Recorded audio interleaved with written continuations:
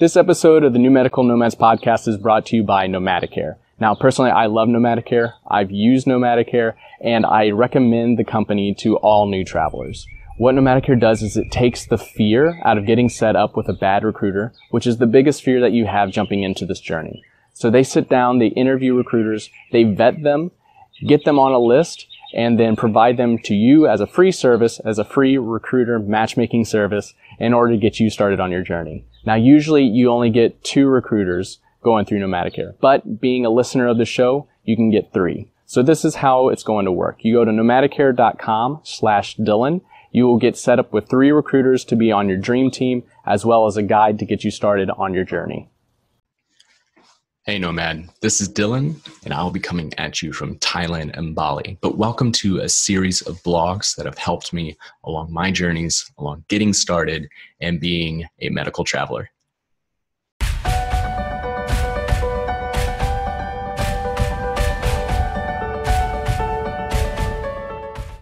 Hello everyone, welcome to another episode of the New Medical Nomads podcast. I am your host, Dr. Dylan Callier, and today we are going over a blog that helped me so much when it came to understanding tax homes. And so this is actually on traveltax.com/traveler.html. So if you're wanting to go to this blog directly, I highly recommend it. I'm going to be covering key components that I think are easiest to be understood via audio, via YouTube, wherever you're joining. But there's a lot of good information here. And so I definitely want you guys to go here directly. The link will be in the show notes. And Travel Tax is run by Joseph Smith, who is the #1 professional for taxes involving us as medical nomads. And these were actually done by Joseph's wife, Dinah. So thank you so very much, Dinah. And I wanted to give you a shout out because these are absolutely amazing. And they break down such a complicated topic into something that we travelers can understand. So thank you so much. And for the listeners, you guys, you listening to it right now, we're going to be jumping into tax homes. And so what I want this to be, I see a lot of questions in groups about tax homes. I've spoken to travelers who don't know anything about tax homes.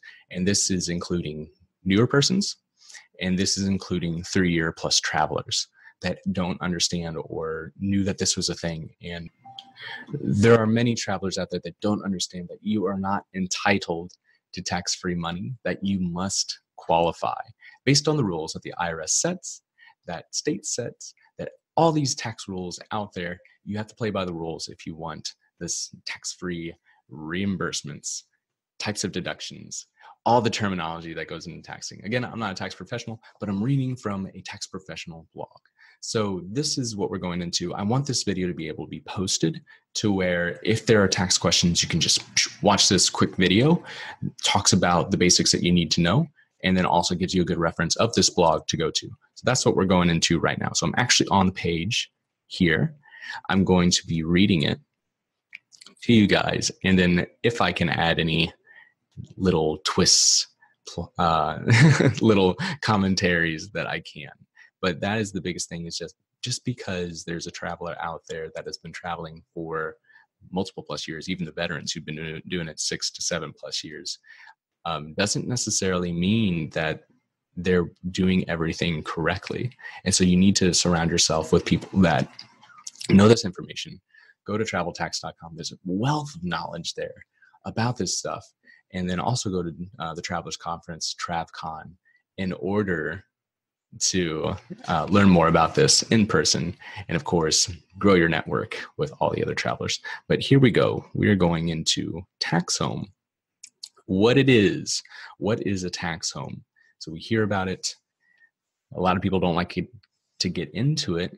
Again, because a lot of people don't want to overstep their boundaries of what they can talk to, but recruiters should absolutely know what a tax home is and know the 3 rules that you have to play by. So this is the blog on tax home. So tax home, what is it? The IRS actually has a very good definition of a tax home and gives a link here to go to that. Generally, your tax home is, and in quotes, the entire city or general area where you maintain a main place of business or where your work is located, regardless of where you maintain your family home. So to break that down, your tax home, even though it's called a home, it's not a physical location, it is an area of your main place of income, not a permanent address. It is not a physical location. It is an area on the map where you earn the majority of your income. And the blog says, remember two things: main place of business, regardless of where you may have your permanent residence. Again, tax home is a main place of business, regardless of where you have your permanent residence. How can a traveler have their tax home in a place where they may not work? Because they constantly keep changing the location of where they work, which then allows their tax home to default to where it was before they started circulating, provided that they do not abandon it and continue to incur significant expenses to keep their main home. So abandoning a tax home or abandoning a location would be that you just jump and you never return, that you are abandoning that home, that you are leaving and never coming back. That is called moving. So you move away and you never come back. That is abandoning your tax home. As soon as they remain in one place for 12 months or have repetitive income in one area, their tax home then shifts to that income producing area. So there's actually a definition of what abandoning your tax home is. If you move to an area, one area, and you are there for 12 months, as soon as you hit 12 months in one area, you have considered to be abandoning your tax home.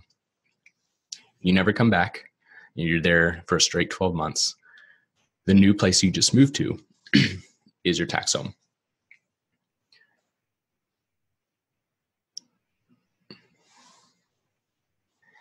The second part to that sentence, or have repetitive income in one area. Again, it's looking at the general amount, the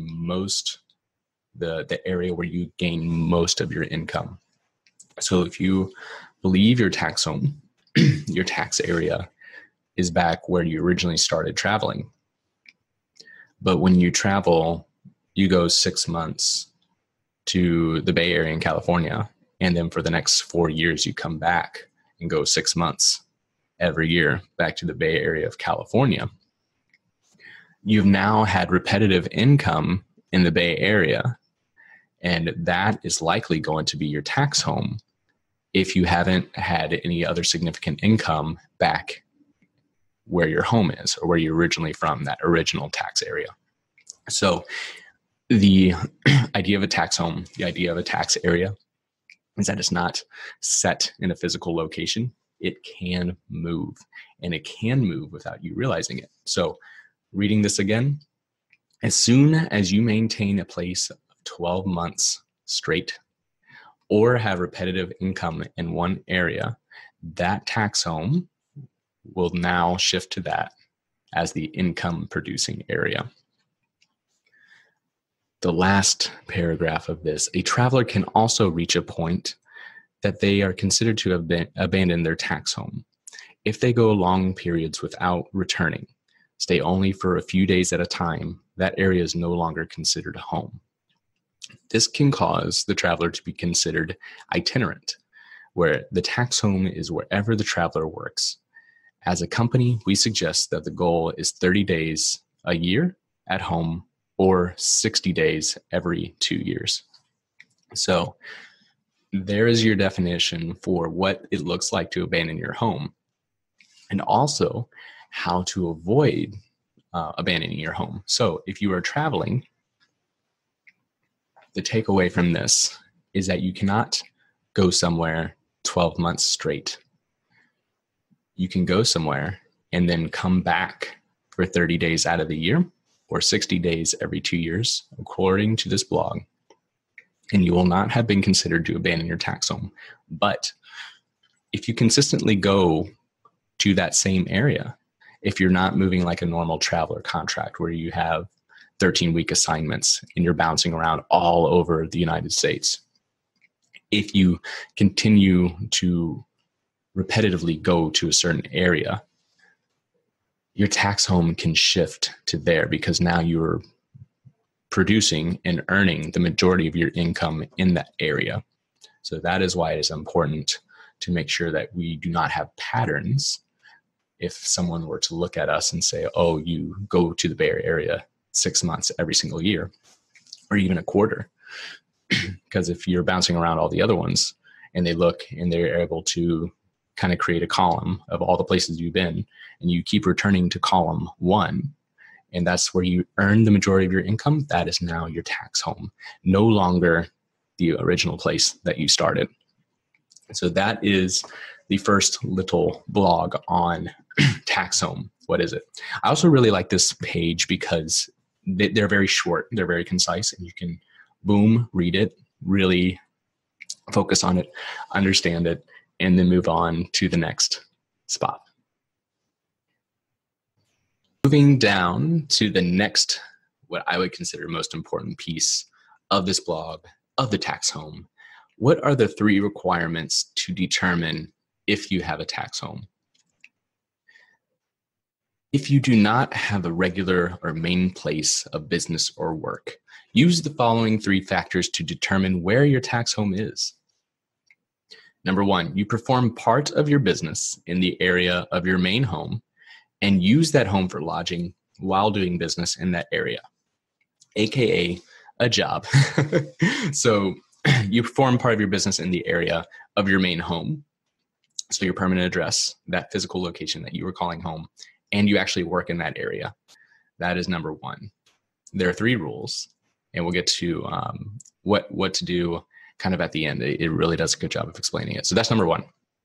Number 2, you are having living expenses at your main home that you duplicate because your business requires you to be away from that home.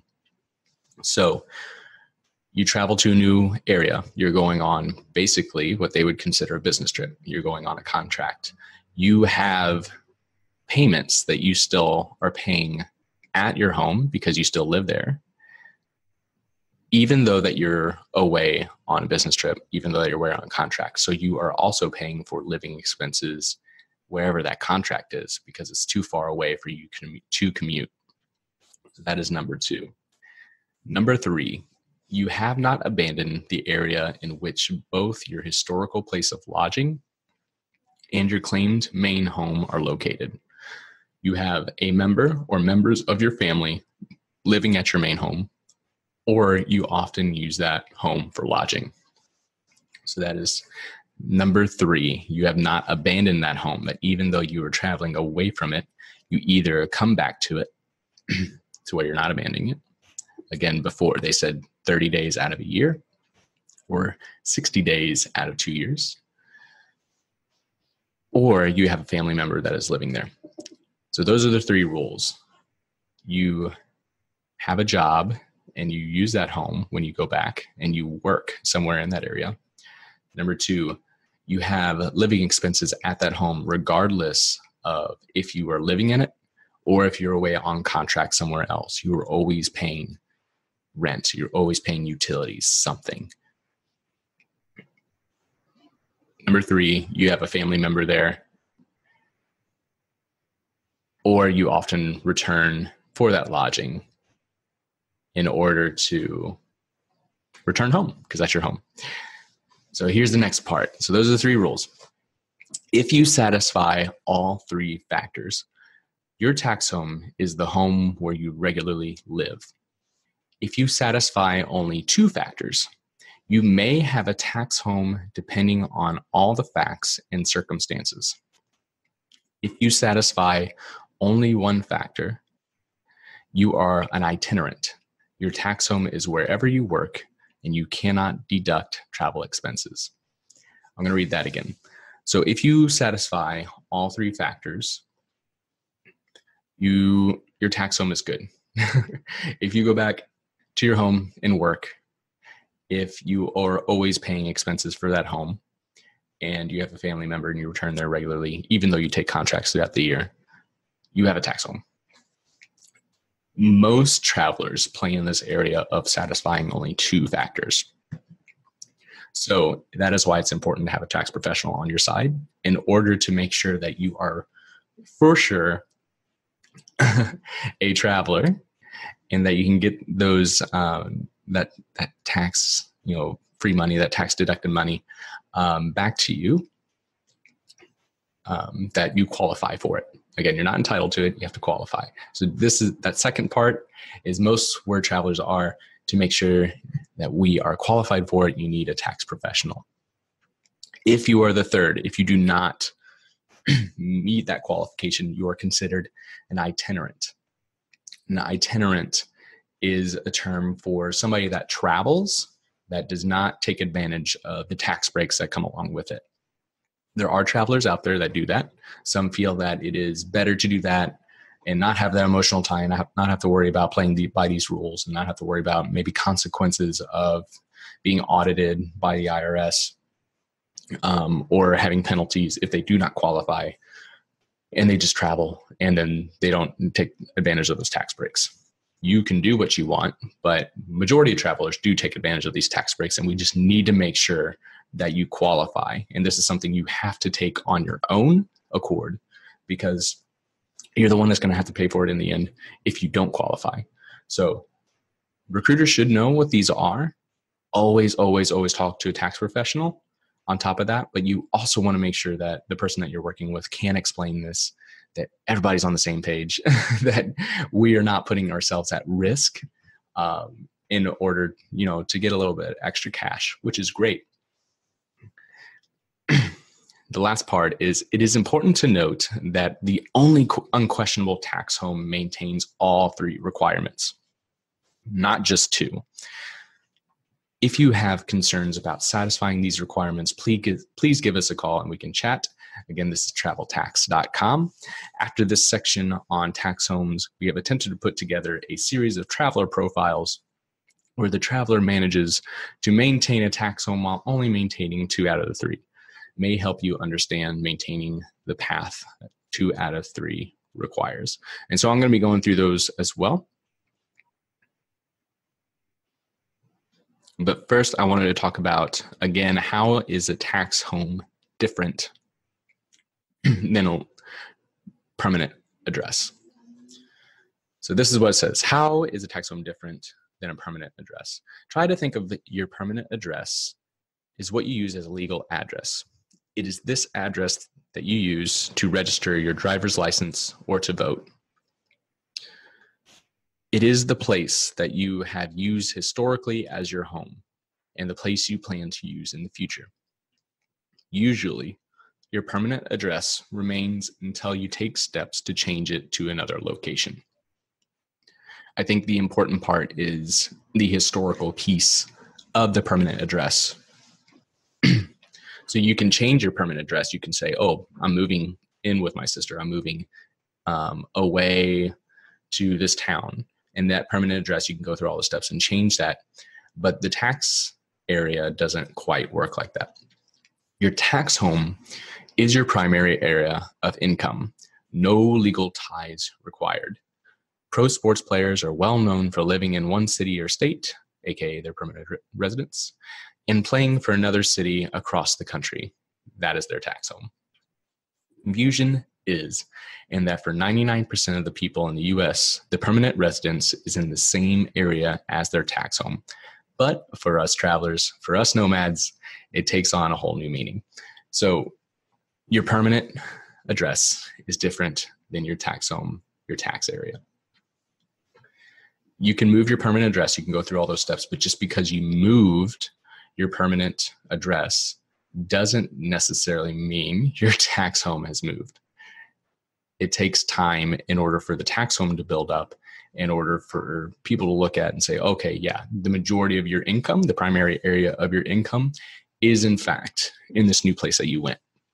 So it doesn't happen on a day. It's something that takes time and takes patterns in order for you to look at.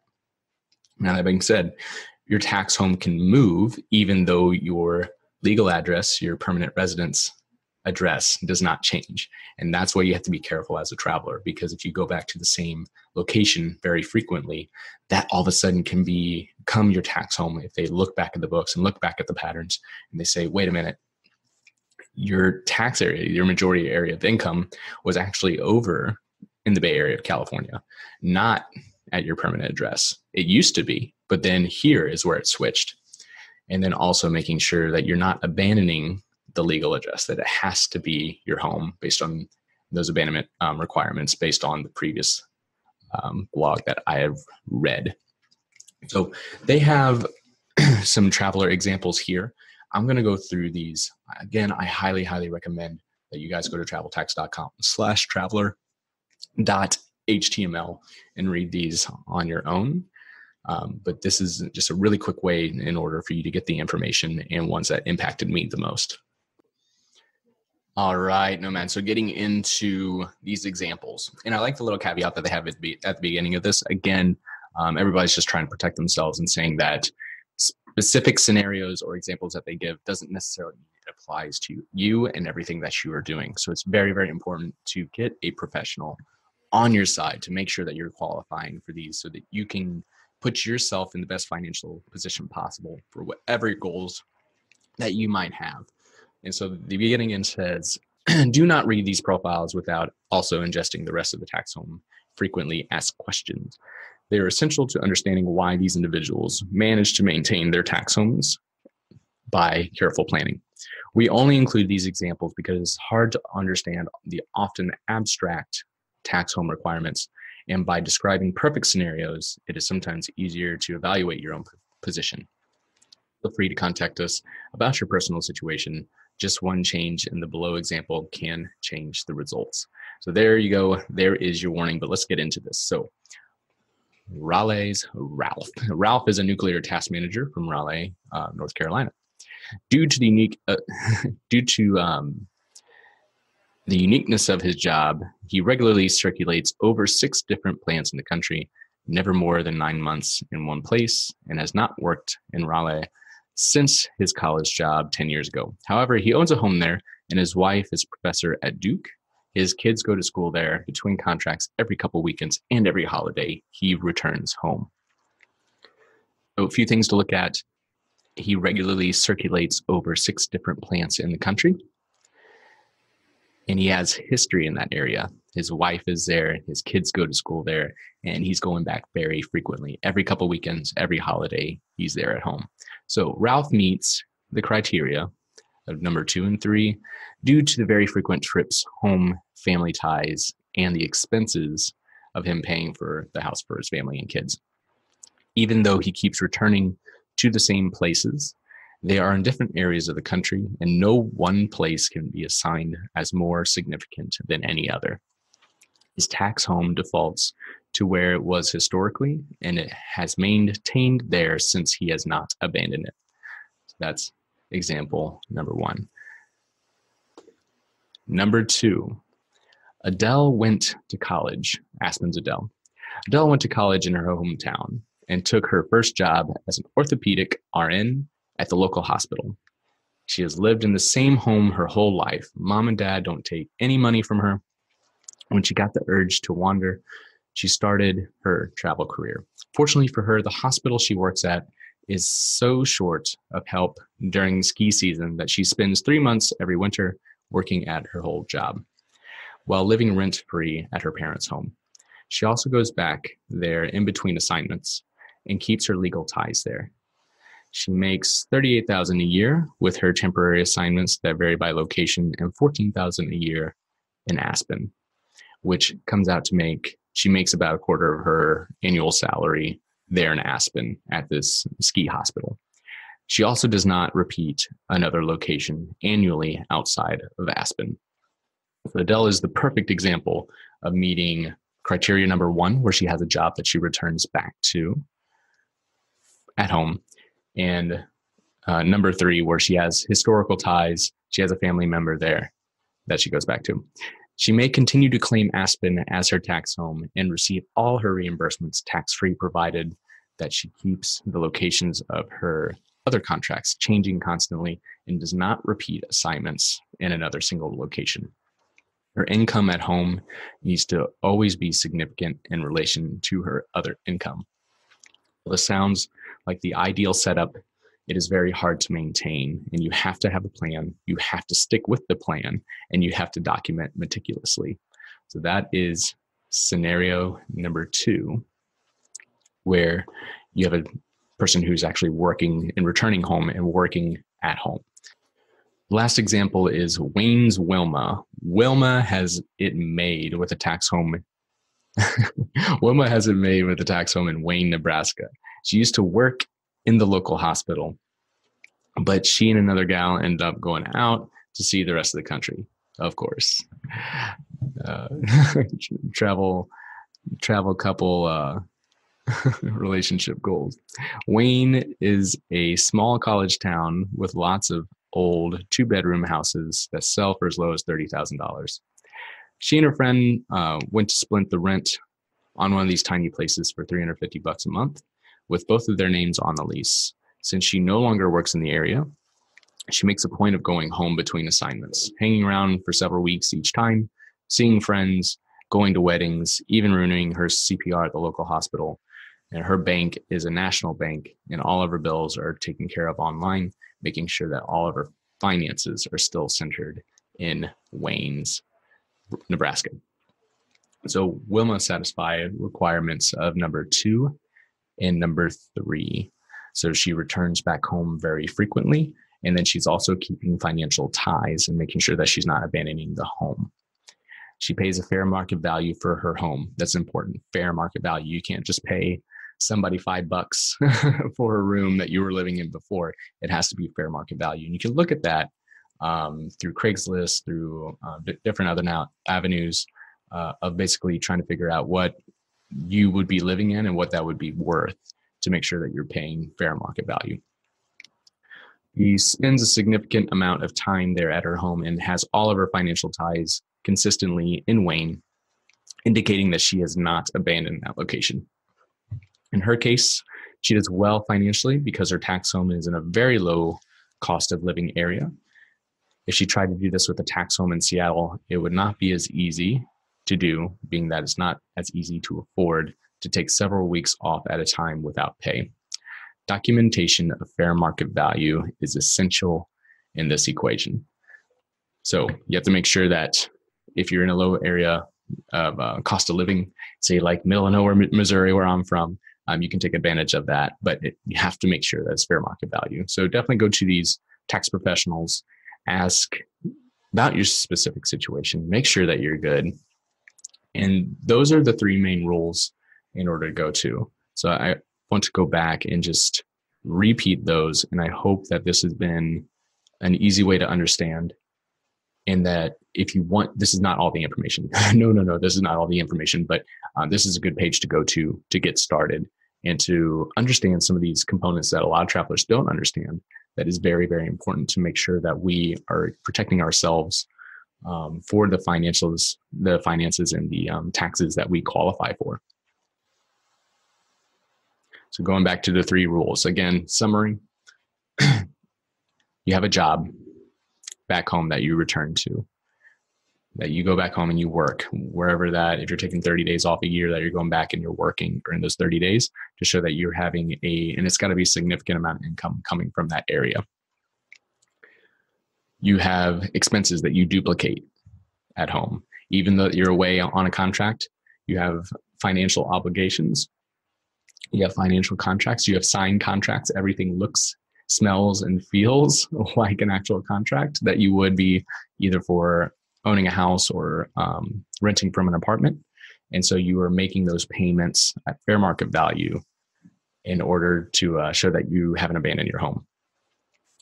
And number 3 is back to that abandonment, that you have not abandoned your home, that you have family members there, that you have a historical ties there, and that you are returning regularly 30 days out of the year is what is recommended.